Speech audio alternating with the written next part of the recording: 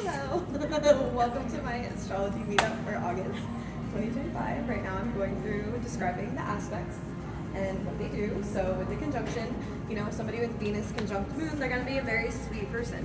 They're going to be somebody that can easily show their emotions through expression and affection. But somebody with like Mars conjunct Pluto, that's very intense energy. That's somebody that can have power struggles or kind of be a little paranoid or suspicious. It depends on the signs and the planets, but I would say that one could probably be in the middle. Now, the harmonious aspects is going to be a sextile. So this is when planets are 60 degrees away from each other. Another way to remember it is the elements, they match each other. So water and earth sextile each other. They go well together. Fire and air sextile each other. They go well together. A trine is when it is 160 degrees from one another, and it's always going to be in the same element. So water and water, Scorpio and Pisces, Capricorn and Taurus. It just flows really easy. The thing with these aspects though, if you have a bunch of them in your birth chart, sometimes it could be, if you don't have that push, sometimes this can equal laziness, this can equal not taking chances, because you're like, well, it'll work out anyway, I don't really have to put in effort. So you can kind of miss certain character development. So it's okay, it's kind of good to have these other ones to help balance it out. Because you need struggle sometimes to grow. Okay, so starting off strong on August 1st, we have Venus in Cancer squaring, so in a fighting tension with Saturn in Aries. This is not a good, it's really not a welcoming way to open the month.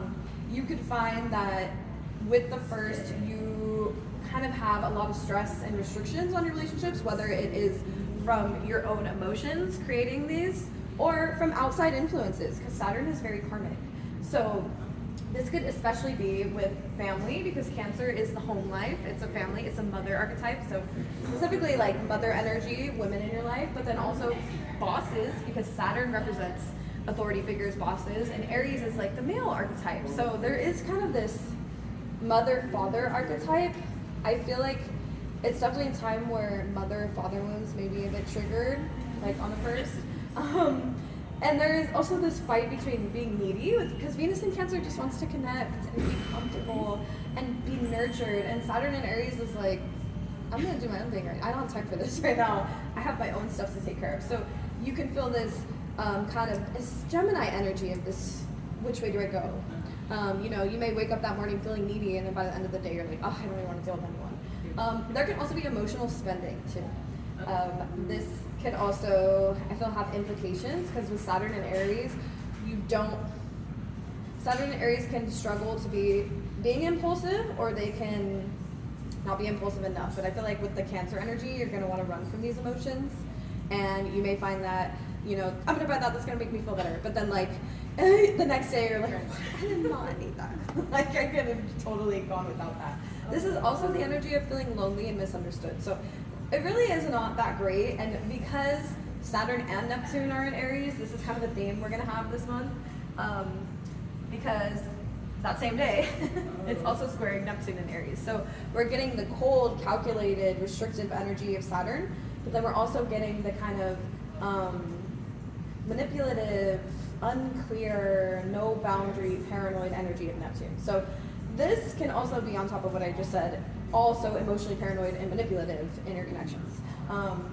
Your insecurities, because the thing with Cancer at its worst, Venus in Cancer can be very insecure, very controlling, very, everyone's out to get me, and Aries is angry. So you can find your insecurities can be projected into anger. It's important, I feel, for the stage to cultivate some self-love in some way, shape, or form. That will kind of help with this kind of feels, I feel like as a woman, a good way to describe this, I'm sorry, you have a wife, so you probably can understand, but when you're PMSing and just everything is annoying and nothing fits right and nobody likes me. It's really this energy. Even if everyone around you is like, I'm here for you, I love you, Don't feel it. Yeah, you can find you wake up and everything's beautiful, but this is a day where just allow yourself to be grouchy, because the planets are kind of poking at you.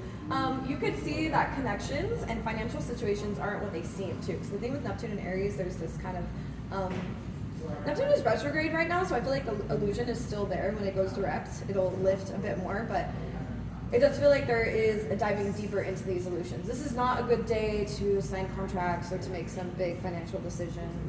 You're probably going to be doing it out of desperation or insecurity or like trying to prove something, trying to feel like nurtured. So really self-care. I would even say connected to the ocean or water element would be a good way to kind of counteract. Water and fire. Like maybe going to the beach and lighting a candle, or going in a pool and having a bonfire. There's something with both those elements I think that would help balance this.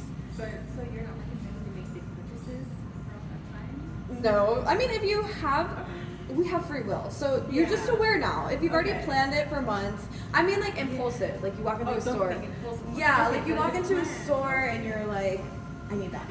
If it's something that's already been planned and it's something that that's unavoidable, that's okay. And you're also aware now, so just make it with the intention that this will all work out best case scenario, because as much as astrology is a map, it's not definite, and it can play out in different ways too. It's also depending how is it aspecting your own chart.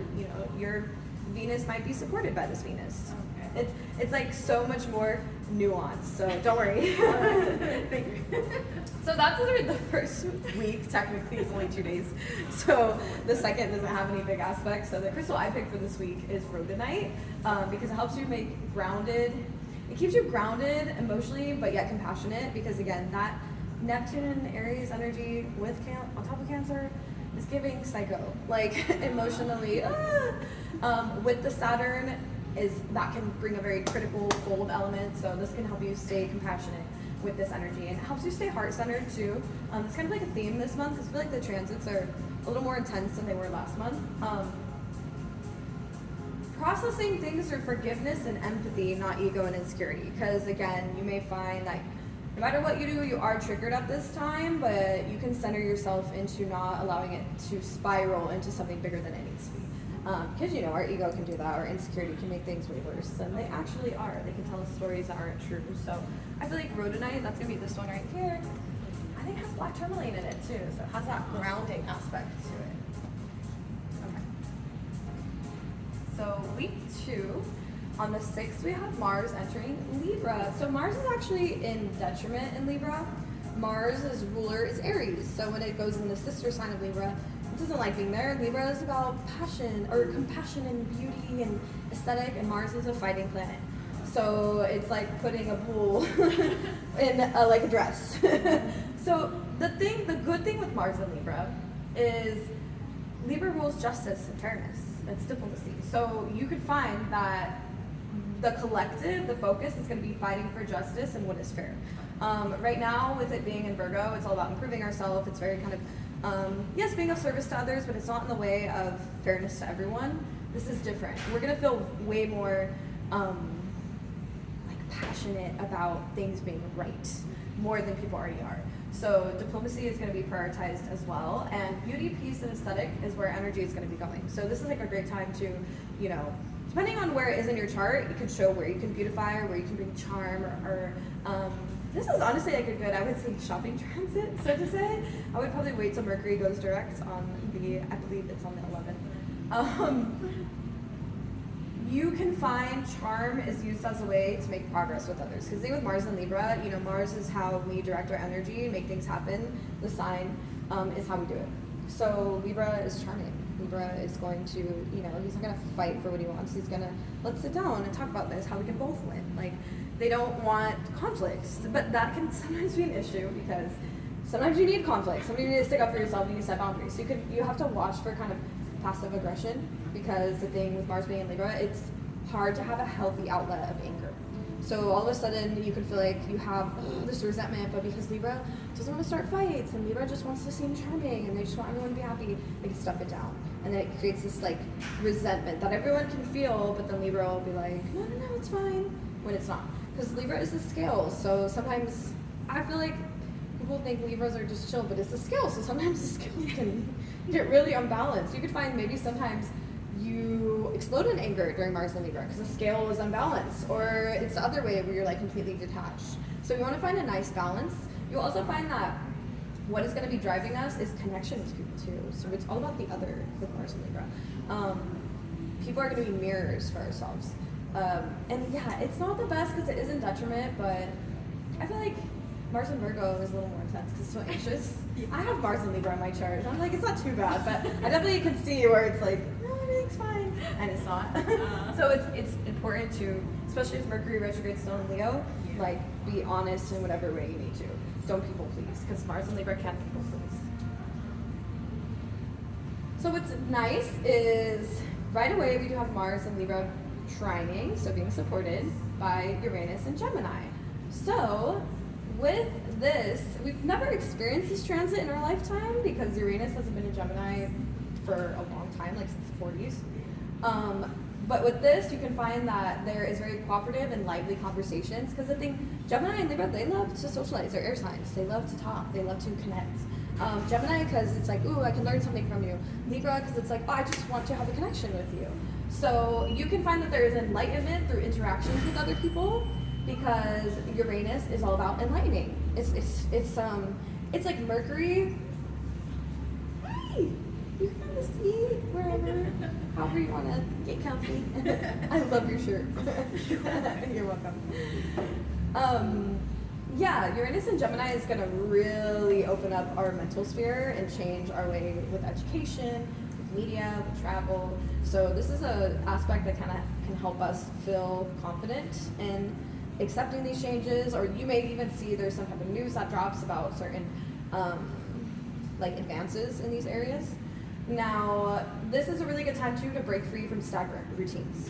And you're going to do it, again, not in a like, I'm going to bulldoze through, because Mars and Libra doesn't do that. It's like you're going to do it in a very graceful, fun, I don't know if fun is the right word, but it's like where it works out for everyone. Like, I just want us all to be happy together. This is a good time where you could even find this a good time to have good conversation with a partner or even with your community or neighborhood, because Gemini is all about the neighborhood, the community. It's just, I'm seeing the image of, neighbors that are like, hi, how are you? That's what this energy feels like. All right, but that same day, like, there's a theme here, because Saturn being in Aries and Neptune being in Aries, it is opposing Saturn in Aries. So this is a fight between taking action for yourself with the Saturn in Aries or Mars and Libra with the other, who may feel this like push-pull energy. The good thing is, though, these are both very, I feel, Mars and Saturn, how do I word this? It's like Libra and Aries, they want to do the right thing. They want to do the right thing, maybe in different ways. But they want the right thing to happen. Aries is very authentic. Yes, Libra can maybe people please and be, at the worst, two-faced, but I feel with the Mars energy, there's this emphasis on honesty, because Mars is an authentic planet. So when channeled correctly, you can find that justice and diplomacy can be reached in conflicts. You can find that this is a day, because there's that other good aspect happening where you do have a breakthrough. It may be a hard conversation, it may be something that's a little scary to talk about, especially because, again, it's about me versus the other. This can be in relationships, this can be in business partnerships, this could be, this is really about me versus the other. So you could find there may be a lot of relationship drama at this time, but it could be through this quote-unquote drama, there is a solution. Don't be too stubborn, I will say, and don't get stuck in like decision paralysis, because the thing with Mars and Libra, they can really get stuck in decision paralysis with that. Yeah, this is I like to say this aspect, I have this exact aspect in my chart, so I'm very, know it very well. It's kind of like having the foot on the brakes and the gas at the same time. It's very like, oh, where do I go? But when I feel you channel it correctly, you can get a lot done than if you just like, I'm just stuck. Like, you can't play the victim with this aspect, because Saturn doesn't care. Like, Saturn's like, figure it out. Mars and Libra is like, okay, let me collaborate with people to help me. Okay, so then the next day we have a full moon in Aquarius. So this is a good time to do something to help with humanity, because Aquarius is the humanitarian. Aquarius is all about the collective on a large scale. It's groups, it's our hopes and dreams and wishes. It's all about the future. So this is a good time too to kind of focus on your future, your dreams, and your hopes. You can find this is literally a time when a certain dream comes true, quote unquote, or something that you've really been praying for since February, because that is when the new moon in Aquarius was. So you can look back to February and think like, what did I want to happen? What was I focusing on? It's a good time too to connect with friends because Aquarius is a sign of friendship, and surround yourself with like-minded people, because it's not just friendship as like a surface level. I know people say like Aquarius is detached, but it's more just you have to get them. You have to value the same things, like people that value the same things as you. Your shirt is so cute. Yeah, people that value the same things as you. People that you can be your complete weird self with, and then just like take it right back. You bounce off one another in a way where you don't have to kind of like mask or only show one side. It's like you can see every side. You can find even you're attracting people during this time. That could have been a manifestation that you put out in February, where you find a friend group, or you find a group you want to join, or just people that really get you. Now, I say let your freak flag fly because Aquarius is the quote-unquote weirdo of the zodiac, so Aquarius really doesn't give a crap. Like, they do, but in a different way than Leo. They do, but they don't.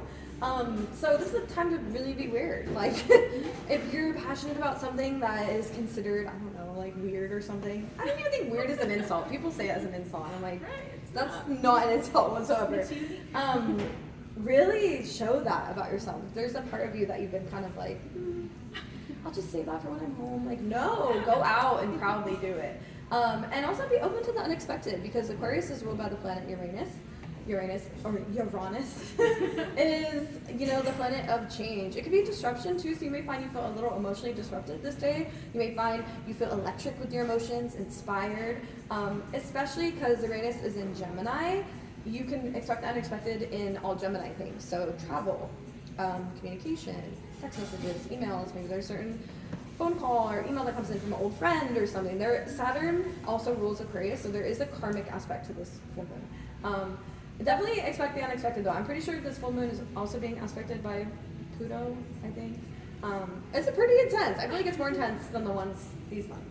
This month, I can't speak, see Mercury retrograde. Yes, it needs to go away. I know, this one's it's in my 12th house too, so I'm like, I'm not even supposed to be perceived right now. Literally, this week is like boom, boom, boom, the same days. So Mars in Libra opposite Neptune in Aries now. So you could find manipulation or unclear intentions and actions, because the thing, like Neptune's not direct, and Aries can kind of be selfish. Aries can kind of be, this energy of I'm gonna do what I want and make it happen. And Neptune's like, yeah, we're gonna make it happen in a sneaky way though. And Neptune and Libra are both energies that can be very passive aggressive. So you can find passive aggressive and sabotaging behavior in this day, where you kind of burn everything to the ground. It's not even people outside of you. Or maybe you're entertaining people that bring out this bad energy with you. So you will find you are near. Oh my God, I used the Virgo symbol. I just realized. Oops. Mercury retrograde. You can find that people are mirroring you heavily during this time. Maybe even the aspects that you don't want to accept. So you can also find there is insecurity in your actions. So this is a day where you can be like, I don't know what I'm doing with my life. I don't know what direction I'm going. Like, who even are the people that I have in my life? Do I even do they resonate with me even anymore? And you can also feel insecure about your expression of anger. So this is, again, this passive aggressive energy where this is not a day where you're gonna speak up and talk to me, because Neptune in Aries doesn't have that energy. And this all happens around the full moon. So I feel like this week is honestly pretty intense. I think I chose, Blue Appetite, which is this one right here, all around the tables. I never have picked that one, I don't think, for here, but I heard it in my head right away. And it does, it reduces anger and irritation, and it can increase healthy, calm communication, because I feel like that's kind of, keep in mind Mercury's still retrograde during all of this, so that's kind of intense.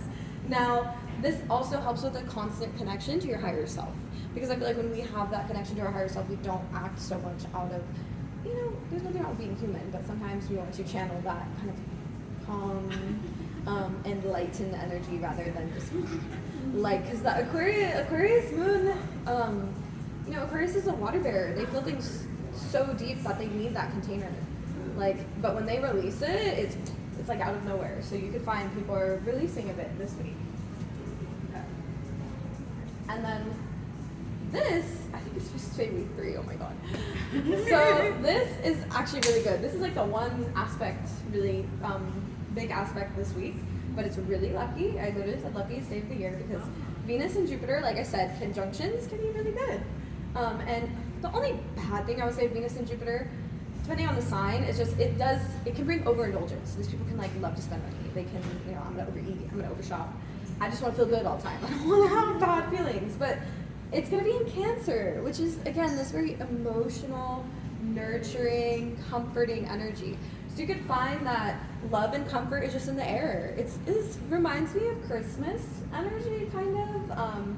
Obviously, Christmas is not always a good time for everyone, but the typical things that you see on TV and stuff, it just reminds me of that comforting. You're gonna feel very safe around people. I feel like this is a time where you're just gonna look around at your loved ones or look around at your home, look around at the simple things that bring you comfort and have like immense gratitude for them. This is an amazing time to have children because Cancer is a mother archetype. Buy a home. I would say even buy or sell a home because Cancer is also real estate. It's the home and connect to family. So I know some people are like, I don't like my family. So whatever resonates with you, like it does not have to even be blood family, but just people that make you feel like home. And honoring the mother archetype. So this could even be like a Mother Earth. There is an emphasis, especially with Cancer energy, which is water. Like maybe go give an offering to the ocean during this day. This is like the ultimate divine feminine power, which I feel really fits because since like 2020, we have been in this switch from masculine to feminine. That's why so much has been changing.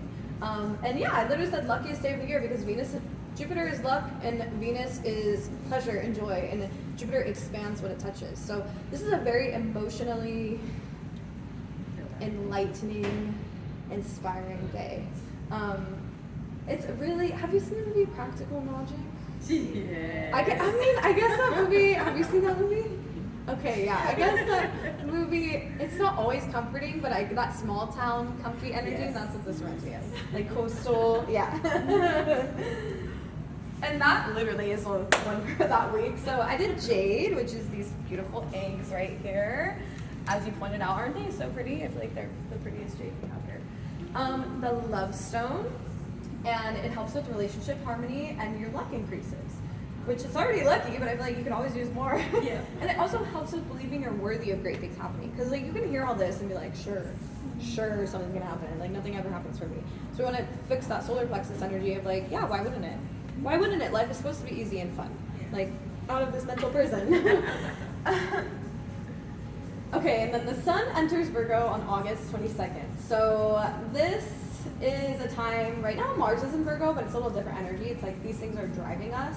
When the sun enters a sign, think about the sun as like a flashlight. So it puts a spotlight in the collective on all that. Right now, these things are driving us, but here it's going to be like, you can't ignore it. You may not want to have to pay attention to it, but you have to, this is what's coming up in your sphere. So health, being of service, and improvement is going to be the focus. You can find that all of a sudden you're perceiving the world through kind of critical and anxious lenses. This is usually a time, it's after summer where we kind of maybe overindulge in Leo season and we have a grand time. And then Virgo season comes around and we're like, oh crap, like, it's gonna be back to school. I gotta get back on my regimen. I'm taking care of my body. It's really important to be nice to yourself during Virgo season because we can just kind of nitpick ourselves to death with Virgo energy sometimes. Pets and animals too. Virgo rules small pets. You can find your pets need your attention during this time. Animals just may be more relevant, like in the news. You see them more outside. I'm really happily picking up animals for some reason. So maybe there will be like a new animal discovered or something. I keep hearing animal in my head. The good thing about Virgo though is it appreciates the little things because Virgo rules the 6th house, which is literally your day-to-day life. I'm gonna sweep the bathroom and do that and feel good about it. So you could find, whereas Leo wants the grandiose, dramatic part of life, Virgo's just happy with the day-to-day energy. Like it's as simple as looking outside and being like, that tree is so pretty. Your daily routine and habits are gonna be brought to attention though. So you may be like, I don't resonate with this routine anymore. You may find you need to switch it. You could find maybe health things come up where you're like, oh crap, I do need to switch my routine, I don't have a choice. And then sensitive digestion, because Virgo rules the intestines. So I've noticed that tends to be a theme too for people that usually have normal digestion. They're just a little more sensitive during Virgo season. I'm like, I don't even know. I'm a Virgo rising, so I've never had peace with my stomach my whole life. Okay, new moon in Virgo that same day. So literally the day that Virgo switches into a sign, there is a new moon. What to do? Spend time with animals, yet again, that animal theme coming through. Take care of your physical health, like specific, because Pisces is your spiritual health. Virgo is our body, only our body, which is kind of like the most spiritual thing you could do is take care of your body. Because this is the vessel that is holding, allowing us to experience these things. So you've had to make a doctor appointment you've been avoiding. Exercising, like really movement. Virgo can be crazy because they're always on. And it's not like Gemini where it's just like, I'm making a random step. Virgo is like analyzing and wanting to fix things and seeing how I can make things better, which is really tiring. It takes a lot of energy. So I feel like exercise is so important during this time. It'll get you in your body and it also make you feel good, you know? You're doing something for yourself. Because the thing Virgo is being of service for other people, but sometimes they can ignore their own needs. So that will help you take care of your needs. And also resting. Virgos can struggle with rest because they can feel, I either haven't earned it, I don't deserve it, or it's not important. And it is. So you can also change up your habits to support your highest alignment. So be honest with yourself, you know. Does your daily routine support your highest alignment? You know, do you wake up and look at your phone right away? Do you eat 3 meals a day? Do you, you know, connect with nature? And most people don't. Like, I definitely look at my phone right when I woke up today, but I noticed when I don't do that, I feel so much better. So being honest with ourselves and kind of nipping these certain little micro habits in the butt during these next 6 months, because it's a new moon, so it's not like you need to change in a week. And do something for someone, because Virgo is being of service. It genuinely does like being useful and helping people. So you can find, you know, I don't know, does the neighbor need help? It doesn't even, whatever fits for you, do something for someone without expecting anything in return too, just because it feels good. And then connect to the solar plexus, because that's the digestion and the stomach.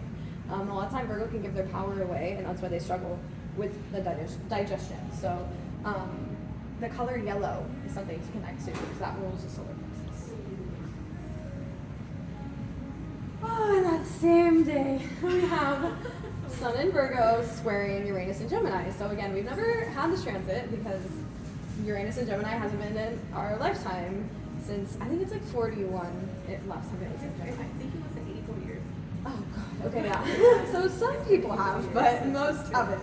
And this is exactly like the curveball transit. It's a really good day to kind of stay flexible, which can be hard because all this Virgo energy, Virgo's a control freak. Virgo wants to know what's going to happen by the detail. And Uranus and Gemini is coming in here and is like, good luck with that. Like, what's going to happen is meant to be happen. So you can find there is disruptions in conversations, especially regarding health, work life, or siblings, because things are all aspects happening. And this is also kind of chaotic neighborhood energy, because again, Gemini is the neighborhood.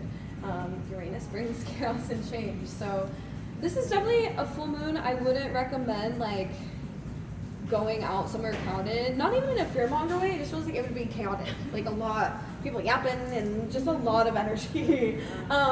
It's more a time to be somewhere in nature, not around human beings, because people are just going to be like all the time during this day. Okay, so then I played blue calcite, which that's going to be these right here. That's like my favorite. I feel like I request this one a lot, or I pick it, but it's just like my favorite for relaxing. It's very relaxing and peaceful. I feel like it has this quality of a reminder to breathe and be in the moment, because our breath is everything. So when we are just like during these transits, I feel can make us feel, it really disrupts our nervous system and gets us out of our body. So that can help you breathe.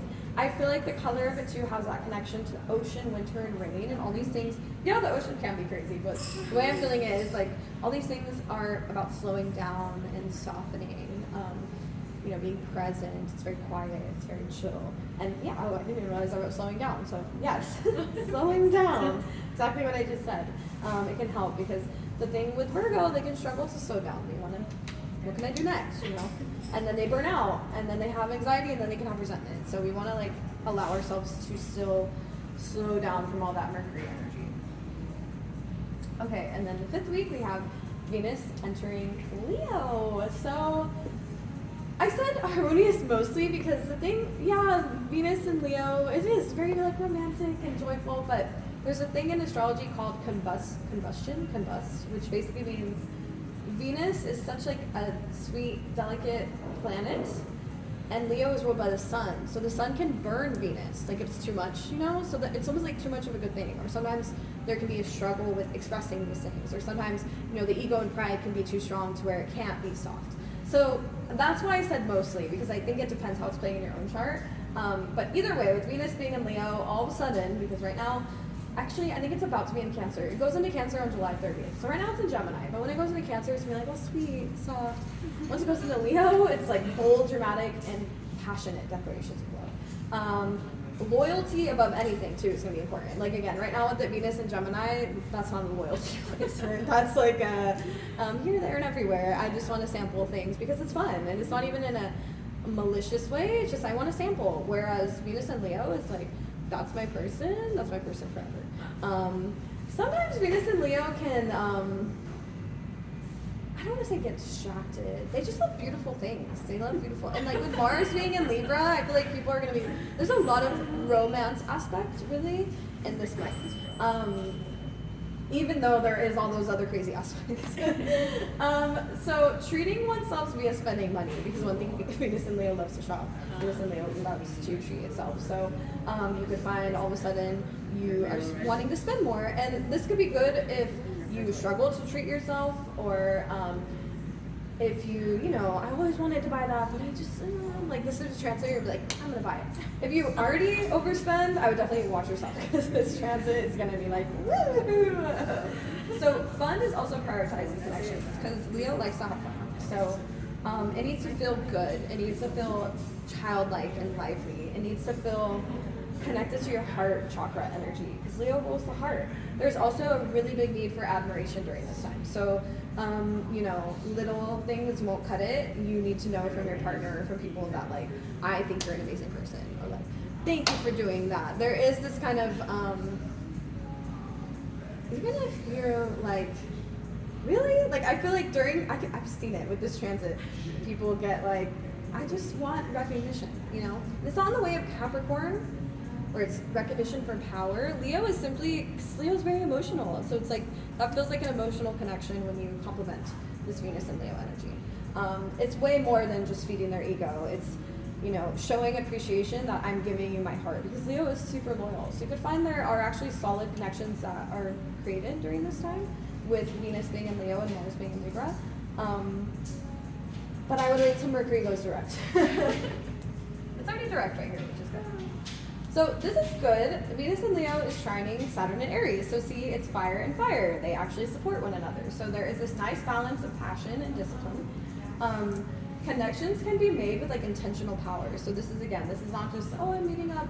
If you are meeting up with like somebody random or a new situation, it feels like it's an intentional meetup though. Like you're looking for something real. Because again, Venus and Leo, yeah, they love to, they like fun, but they do like that loyalty. It's different than like even Venus and Pisces energy. You can also find that this is really healing for masculine and father energy, because Leo and Aries are both the father masculine archetype signs. And you know, Venus and Saturn, they don't mind one another when they're supporting. They actually go very well together. So it's a very mature, healing, yet fun and passionate aspect, which I really like, because I feel like the past weeks before this were kind of like the opposite energy. It almost feels like there's a lot of shadow work we do during the month, and then this last week happens and we kind of can take a fresh breath of fresh air.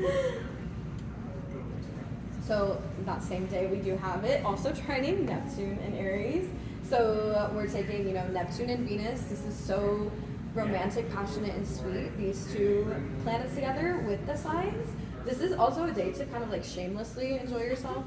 So I would say like this is a day to go on a shopping spree or something. Healthy escapism. So yeah, whether that is through like reading a book, watching a movie, playing video games, this is a really good day to just like indulge yourself with no guilt. Because you're gonna have this kind of playful, childlike energy. Everyone is. So sometimes, Venus and Leo can overindulge in things that they shouldn't. So that's why I'm saying there should be a form of like healthy escapism. Sometimes Venus and Leo can go too far and they don't know when to stop. Same with Neptune. Like Neptune's not like Saturn. Neptune's gonna be like, yeah, keep going. And don't be shy about your passions too.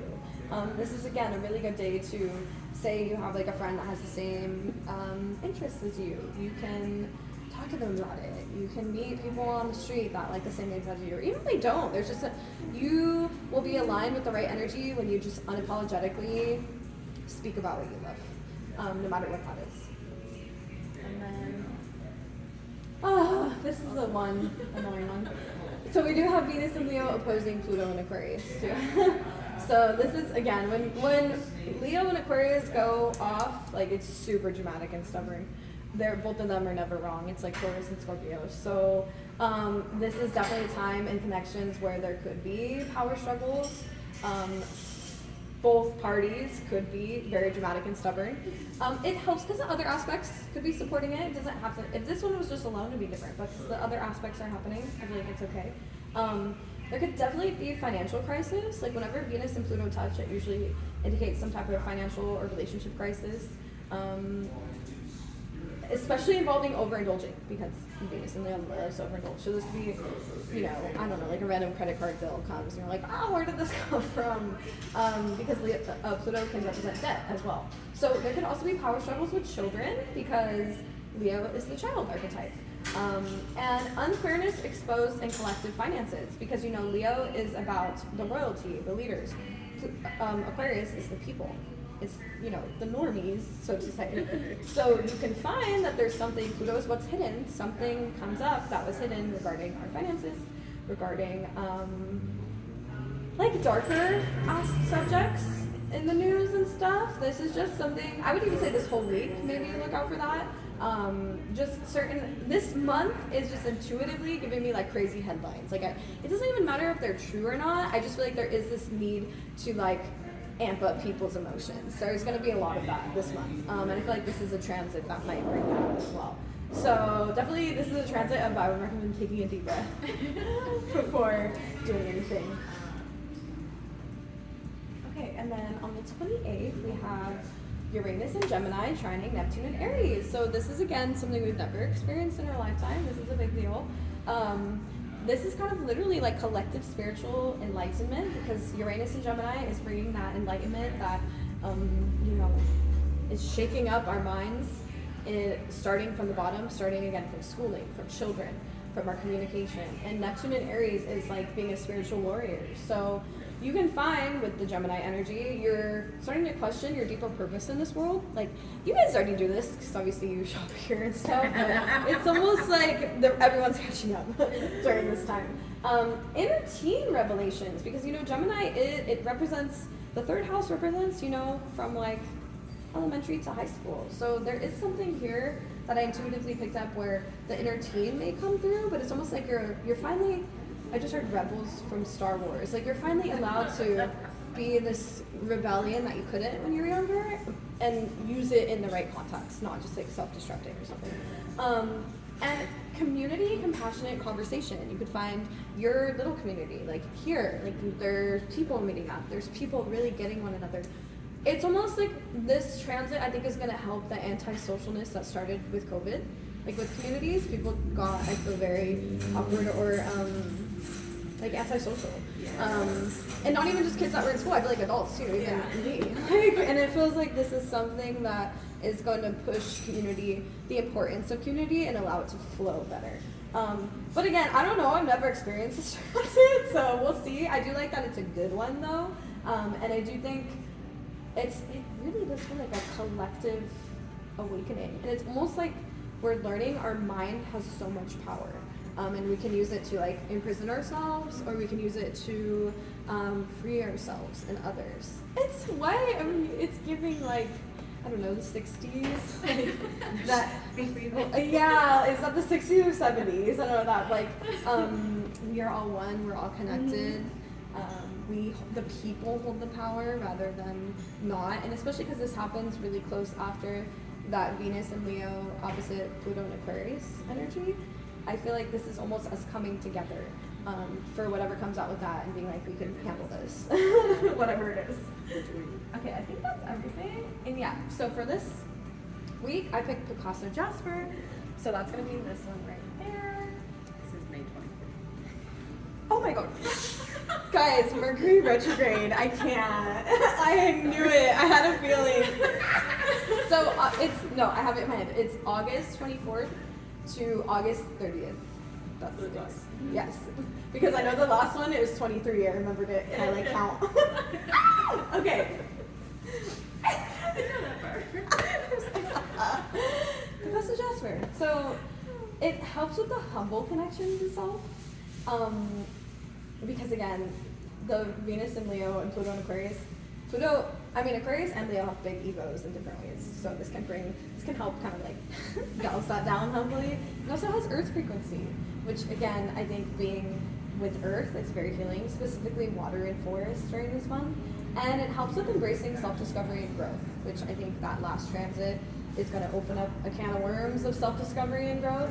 And sometimes that can be intimidating and scary, as inspiring as it can feel. So, yeah, I do feel like, I don't know, I've never picked Picasso Jasper either. So I just channeled that one. And I feel like it has this, I like how it looks. It almost looks like lava stone, like it has lightning in it. I don't even know. It feels very earthy in all aspects of Earth. So that's going to be my one for the last week. And then I think it's the rising signs now.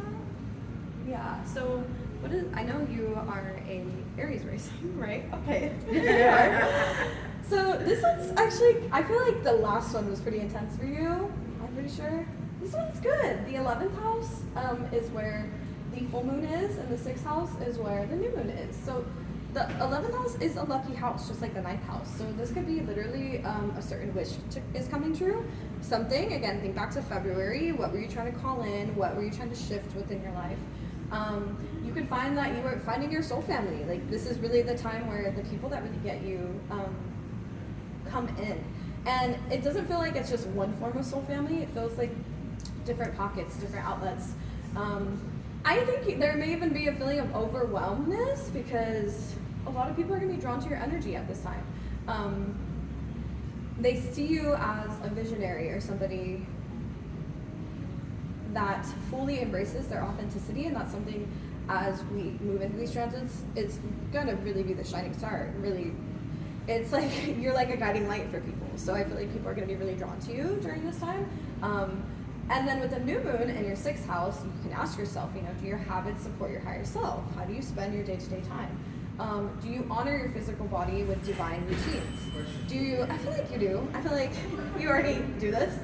But this is also just honoring yourself that, yeah, I do that. That's not easy. Not everyone can do that. And I almost feel because the 6th house energy can be very critical, treat yourself on that new moon since you're already doing it, give yourself maybe the space to get out of routine for a day. It's almost the opposite effect if you already have such a good routine.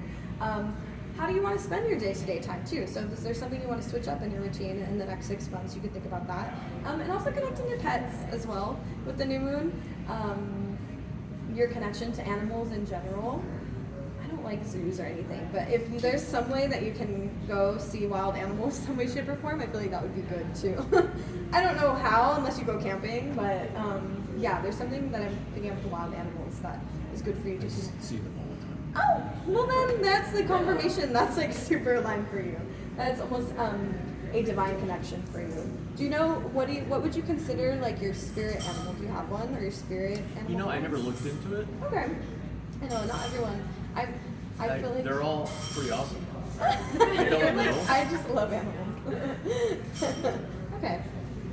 You can get back to me on that if you sit on it, because I feel like they're all different too, depending on where you're at in life. It matters. Culture makes a difference too. That too, because they each have a specific meaning with each culture. Okay, and then what are your guys' rising signs? Leo. Oh, and yours? I don't know. Cancer. Thank you. Oh my god, you're the sun and the moon. Really? She's the sun? Leo, yeah. Leo's one for the sun. Your rising sign is your chart ruler, so that energy gets sprinkled all onto your chart. So like his is Aries, that's Mars energy. Yours is Leo, it's the sun, and yours is Cancer, it's the moon. Which is funny because we're opposite. Oh. I like the sun more. She likes the dark more. Yeah. Oh, interesting. I like yellow more. She likes black. I was like, hold on. Oopsie. That's why it's funny. I accidentally skipped past Cancer. Ooh. Technical difficulties. See? Retrograde. Bye. I hate doing these retrogrades. There's always some type of. Oh, you know what's funny? When I wrote these, I thought, who's the Cancer rising? This one's intense. Okay. This month was already intense. No more. Well, because it's leading up to this, but it's okay. You could be finding your power, you know? It's not. I've had full moons in my 8th house and like nothing intense happened. It could be more of a personal revelation of, oh shit, how have I given away my power? Or, you know, how have I dealt with my finances improperly? How have I pushed away intimacy? There is, with the full moon in your 8th house, you know, the 8th house is Scorpio energy. So this could be an emotional or financial crisis because the 8th house is debt, taxes, loans, other people's money. It's true intimacy, like a deep intimacy where you merge with one another. You can find though, you may be releasing a heavy burden from another. So like somebody else could be burdening you, or you're dealing with somebody else's burden, whether it's financial or emotional, and you get released from it during this time. You can also find you are finally diving into a type of intimacy that you have rejected in the past. You're finally ready to kind of be vulnerable, even if it's just, I don't want to say it's with yourself because the 8th house is the house of the other too, so with other people. You know, the 8th house I found with full moons, you can either feel like you feel powerless or powerful. And you say you've already been going through it, so this could be a time where you actually feel powerful finally, for some conclusion. With the new moon in your 3rd house, though, so your 3rd house is our mind. It's Gemini energy. It's how we speak. So you can ask yourself, you know, do your mental patterns support or hold you back? And again, being honest with yourself, you know, do you think yourself into the worst case scenario or anxiety? Or do you have this progressive thinking where it'll all work out? Not even in the toxic positivity, it's just we can really be trapped in our own minds. So being honest with yourself about that. And then how can you be more involved in your local community? Like that is actually 3rd house things as well. Not so much, because 11th house is about, you know, everywhere around the world.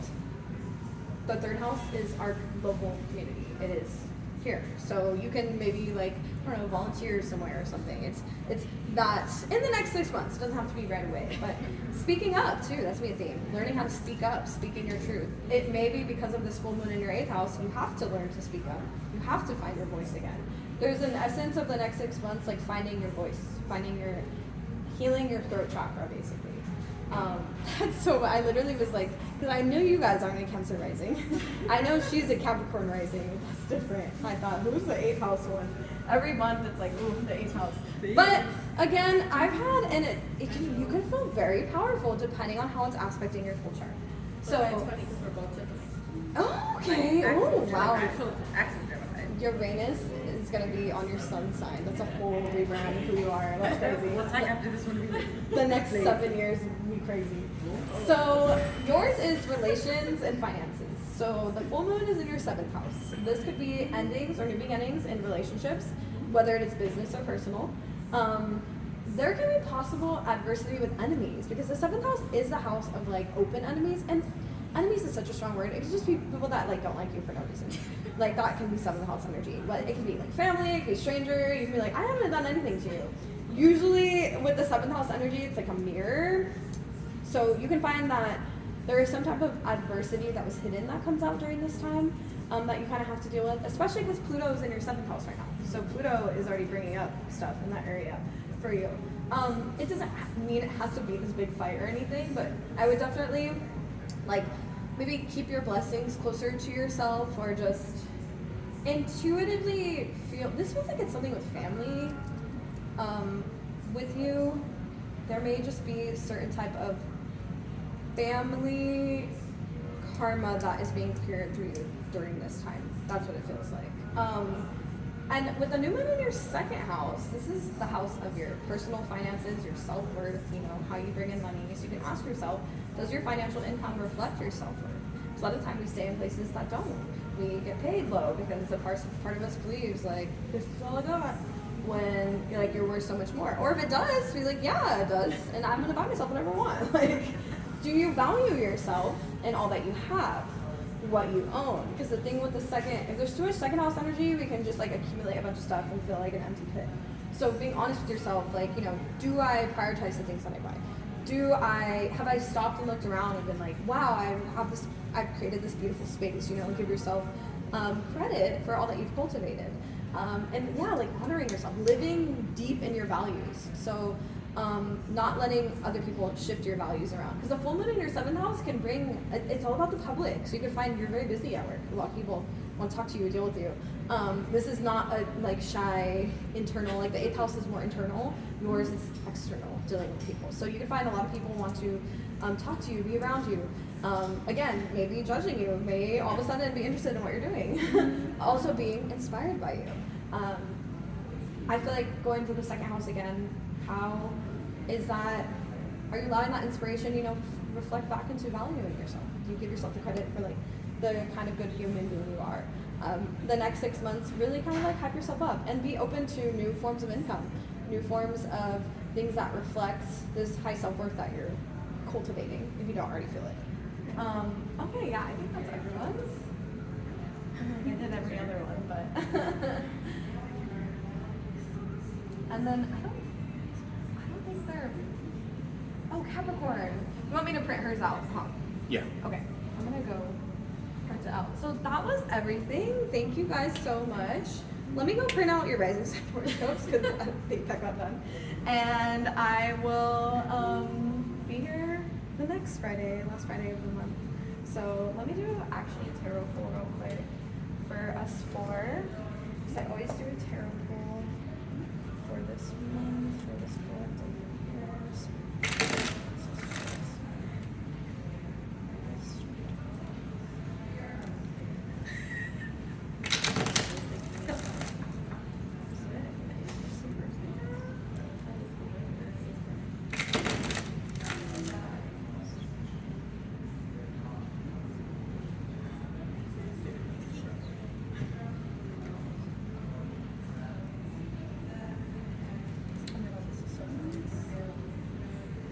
Okay, I feel like I'm a part of this collective too. This is group here. There may be some tough conversations that may be had. There may be some. I almost feel like, again, there's some energy we may be walking away from, but there's a piece of us that still struggles to believe it's possible. You're being tested on like your faith in yourself personally. Especially with Mars being in Libra, there could be this energy of like, do you think it's right if I go? Or like, do you think this is the right direction I should go in?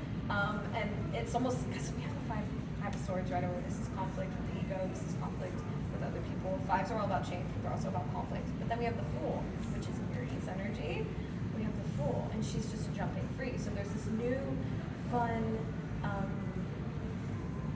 inspiring beginning.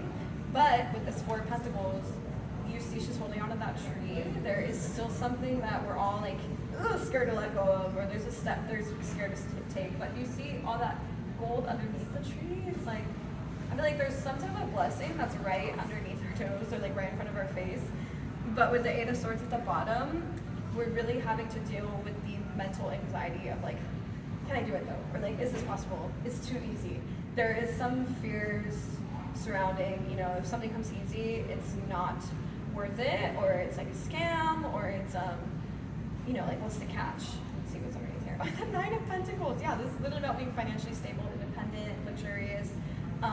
It's like on the other side of our habitual way of thinking is everything we want. We have to like jump out of this mindset. I think it's a good month for all of us, including me, to do more things to get out of your comfort zone and like actually like physically move. So like driving somewhere far. You see she's like standing over a cliff, and I've been seeing butterflies from everywhere too, so maybe butterflies are a sign too. Yeah, like switch up your routine. So Virgo energy is the daily routine, but it almost feels like everyone here needs to focus. You may be obsessed with self-improvement or obsessed with doing things right and not giving yourself space for play and not giving yourself space for appreciation. The Ace of Swords, yeah, literally a mental new beginning. So it feels like it's like a baby coming out of the roof now. There is this like, we're almost there. We're coming out of the canal in this month. This is a month where we might be tested by anxieties or old thought process that we thought we've healed from.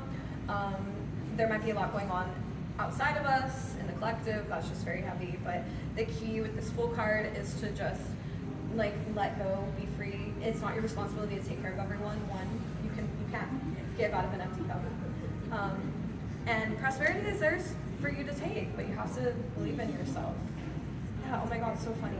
This makes sense for all. I mean, for my transits are, I hate Leo season. It's in my 12th house. It's like, that is, August is always like, always. Okay, yeah, that's funny. I feel like this is the first collective pool where it wasn't like super great, but it makes so much sense because She's like, I'm a part of this one. And, yeah, sorry, I brought the bad part, but no, you didn't. You're in the eighth house full moon. Okay, I'm gonna go print out the rising signs for you guys to take. Okay, And thank you. both yours. You're welcome.